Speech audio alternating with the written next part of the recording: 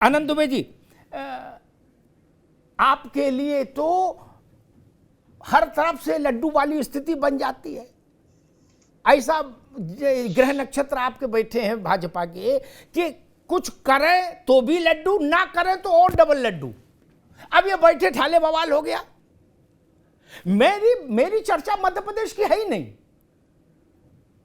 मेरी चर्चा है कि देश 80 सीट वाला मामला है भाई उत्तर प्रदेश में, और कल उत्तर प्रदेश में भी चुनाव है।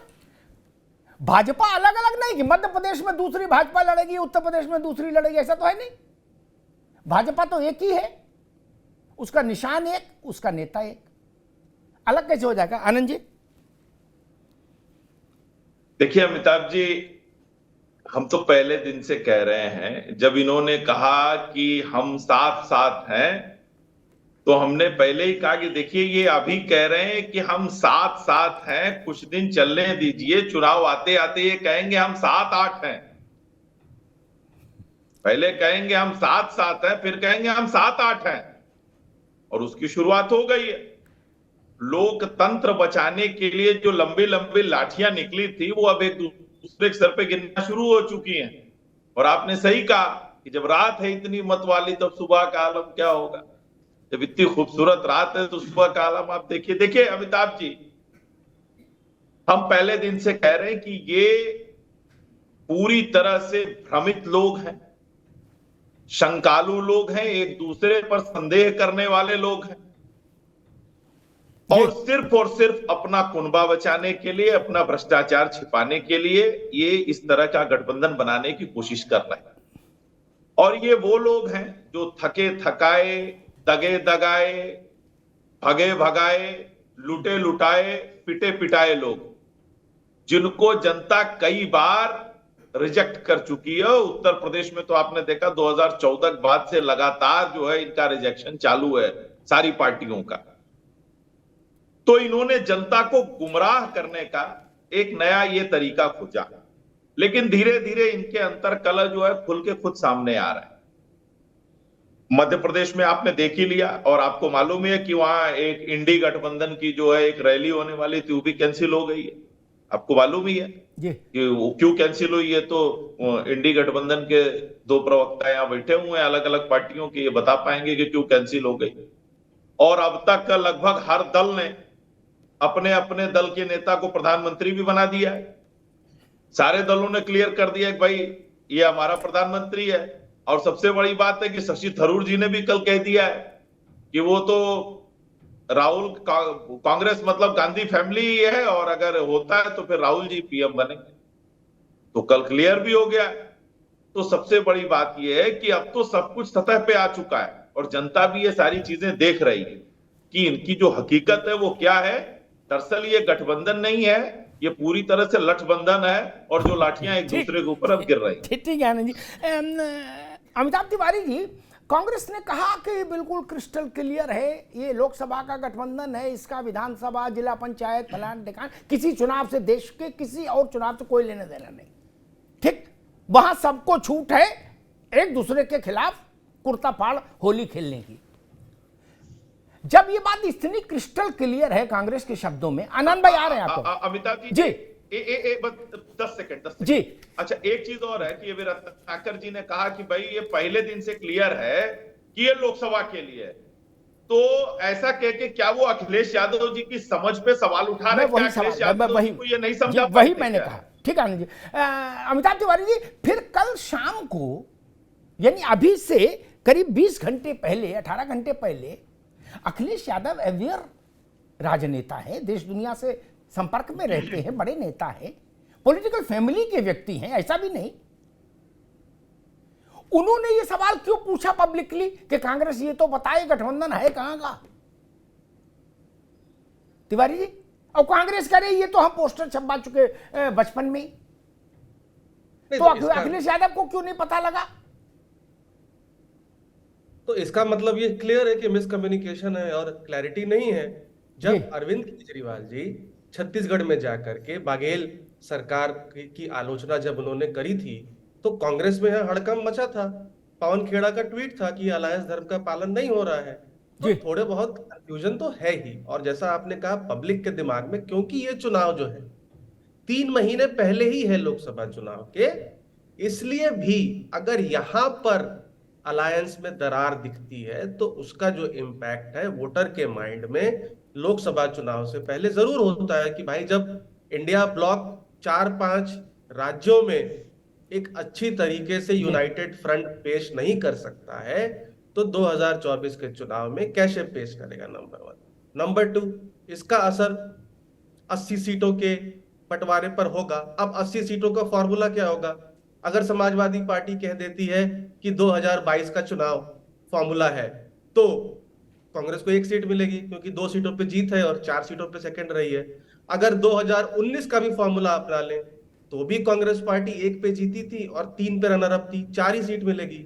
2014 का भी फॉर्मूला अपना लें तो भी शायद 2 पे जीती थी और 3 या 4 पे सेकंड थी, 5 या 6 सीटें ही होती हैं। तो क्योंकि मैथमेटिक्स के हिसाब से नहीं होता है, और 2009 का चुनाव अगर बहुत पहले चले जाए तो कांग्रेस पार्टी 21 सीट पे है, और उसके हिसाब से तो हिसाब क्या होगा, लॉजिक क्या होगा, क्या फॉर्मूला लगेगा? नहीं तिवारी जी, तो इतना फॉर्मूला पीछे लगता कोई है। नहीं जाता भैया। 9 में करेक्ट। आज जो लोग मीटिंग में बैठ रहे थे 9 में स्कूल में पढ़ रहे थे। करेक्ट, इतना पीछे कोई जाएगा नहीं। तो जब फॉर्मूला लगेगा तो ये वही वाली बात है, गिव एंड टेक की बात है, सेक्रीफाइस की बात है, और दोनों पार्टीज में एक विश्वास और ट्रस्ट की बात है। और मध्य प्रदेश का इंसिडेंट कहीं ना कहीं दिखाता है कि ट्रस्ट डेफिसिट 2024 के चुनाव से पहले अलायंस में क्लियरली दिख रहा है। जी मैं रत्नाकर जी के पास आऊंगा, उससे पहले एक बात और कह दूं कि ये सवाल मैं क्यों उठा रहा हूं। यूं ही नहीं उठा रहा, कांग्रेस जाने सपा जाने, लेकिन मैं कहता हूं इंदिरा गांधी के समय में आज जो स्थिति भाजपा की है वो उस वक्त इंदिरा गांधी की कांग्रेस की थी। एक सारा वर्चस्व राजनीति में उन्हीं का था, आज जैसे भाजपा का है।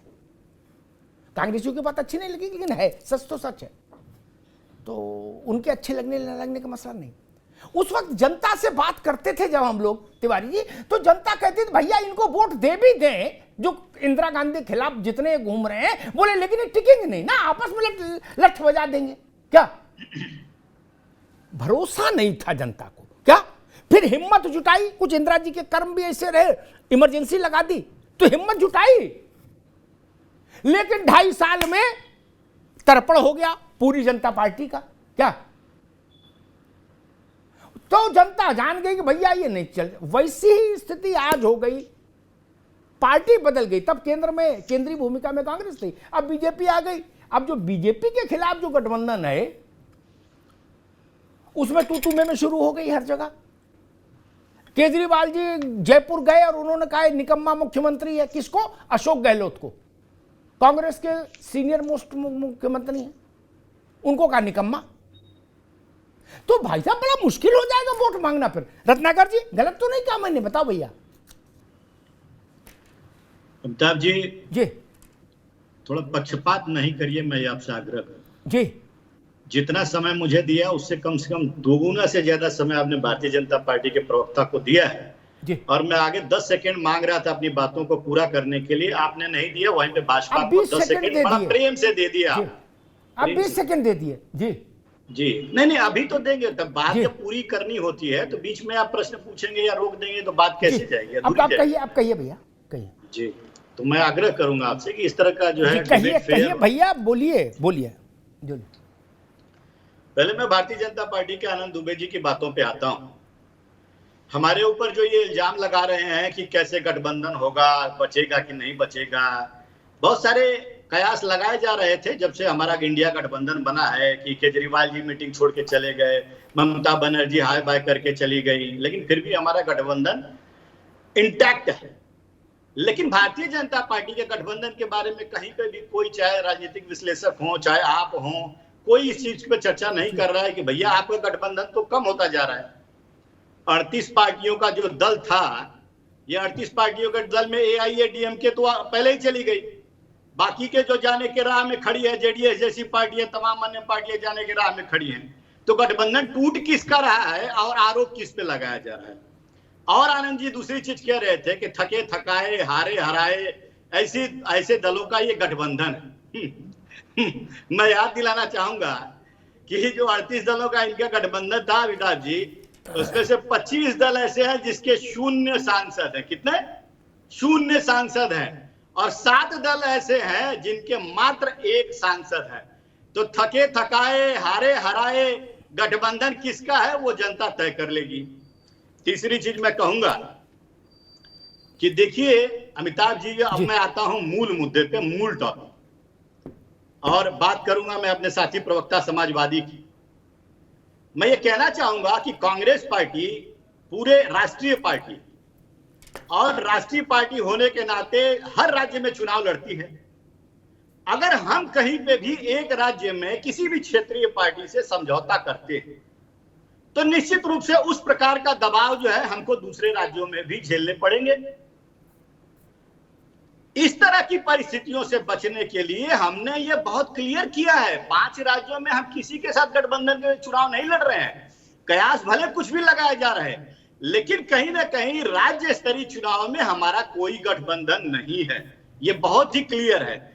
और दूसरा जी, मैं ये कहूंगा कि समाजवादी पार्टी कह रही थी, हमारे ऊपर जो इल्जाम लगा रही थी, निश्चित रूप से आपकी बातों को भी मैं कुछ हद तक जायज ठहराने की कोशिश करूंगा कि किस तरह से जो है कांग्रेस पार्टी अपनी रणनीति तय कर रही है। आज मजबूरी सिर्फ कांग्रेस पार्टी की नहीं है अकेले चुनाव लड़ने की या गठबंधन में चुनाव लड़ने की। जो है ये कवायद, ये सोच जो है सबको एक साथ लेकर चुनाव लड़ने की, ये मजबूरी कांग्रेस पार्टी की नहीं है, ये सबकी मजबूरी है। ये मैं बता सकता हूं कैसे। ठीक है, ये मजबूरी है, सब आप ठीक है, सबकी मजबूरी। ठीक, आप रुकना होगा। ऐसे मैं बता रहा हूं। अब रुक जाओ, जनता पार्टी भी मैं उनसे पूछ लेता हूं सब। अब एक से रुक जाइए। ठीक, ये बात तो पूरी कर एक आनंद अभी नहीं, मैं अभी रुकना होगा। रत्नाकर जी आगे बात आ गई, पूरी कर लूं। आगे बात 10 नहीं आ गई, कहाँ आई अभी? ये बात पूरी कर नहीं, 10 सेकंड में पूरी कर लीजिए। इस राउंड में 10 सेकंड में पूरी कर लीजिए। 10 सेकंड में पूरी कर लीजिए इस राउंड में। हाँ बिल्कुल जी, 2 ही 3-4 लाइन बोलूंगा उसमें। जी बोल दीजिए। देखिए ये गठबंधन की मजबूरी आज भारतीय जनता पार्टी की भी है, समाजवादी पार्टी की भी है, कांग्रेस पार्टी की, सबकी है। ठीक, इसलिए है क्योंकि उत्तर प्रदेश में अगर समाजवादी पार्टी अपना वर्चस्व बनाए रखना चाहती है या दूसरे राज्य में क्षेत्रीय दल अपना वर्चस्व बनाए रखना चाहते हैं तो निश्चित रूप से वोट शेयर उनको ज्यादा हासिल करके चुनाव जीतने पड़ेंगे। और वो संभव कैसे है? वो संभव तभी है ना जब गठबंधन के लोग एक दूसरे को अवसर देंगे। ठीक है आगे बात, अब आ गई, फायदा पहुंचाएंगे। अब रुक जाओ, आगे बात, अब धैर्य रखो। एक बात कह के मैं समाजवादी पार्टी पर जाऊंगा, फिर बीजेपी अपना आंसर देगी। बुनियादी बात जो अमिताभ तिवारी जिस विधा के विद्वान हैं, उस विधा के लोग जो कहते हैं उस पर मैं एक टिप्पणी, वैसी एक टिप्पणी कर दूंगा। हालांकि वो डोमेन अमिताभ जी का नहीं, फिर भी दोनों गठबंधनों में बुनियादी फर्क समझिए। आप कांग्रेसी हो, आप भाजपाई हो, इससे कोई फर्क नहीं पड़ता। सत्य तो सत्य रहता। हम कुतुब मीनार तो कूद जाए तो भी बदल तो नहीं जाएगा सत्य हमारे कहने से। ठीक, अच्छा लगे तो, बुरा लगे तो और डबल मानो। एनडीए गठबंधन में 90% से ज्यादा शक्ति भाजपा की है। ठीक, INDIA के गठबंधन में आप खुद लॉलीपॉप हो, सब लोग मिलके भी। उनके पास अकेले 303 है, आपके पास सब जोड़ के सारे दल 176 हैं। ये अंतर तो ध्यान देगा ना। अभी ये शास्त्रार्थ नहीं होगा मेरे साथ ना। लोकतंत्र कहाँ है? रुक जाइए, ये लोकतंत्र की खूबसूरती है। इसलिए ये बात नहीं, ये एक मिनट रुकिए रत्नाकर भाई,